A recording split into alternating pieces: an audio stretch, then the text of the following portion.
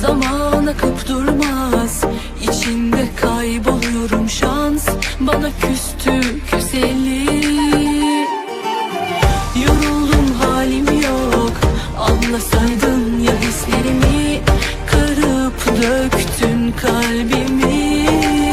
Bu dik yokuş neyin nesi, çık çık bitmiyor bir çaresi. Var mı yok mu hiç bilemedim.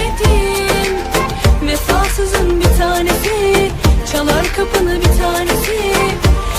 Bir zahmet anlarsın halimi.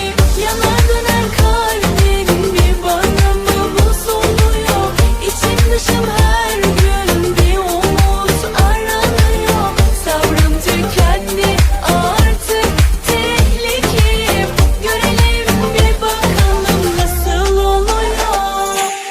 Yanar döner kalbim, bir bana mı buz oluyor.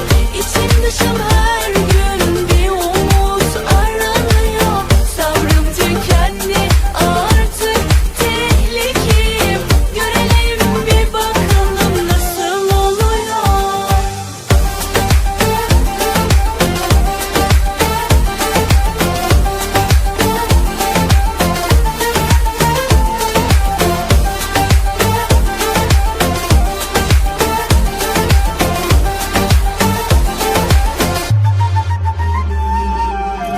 Zaman akıp durmaz, içinde kayboluyorum şans.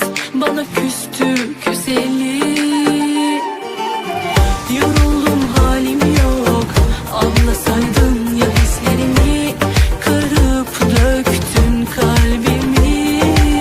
Bu dik yokuş neyin nesi, çık çık bitmiyor bir çaresi.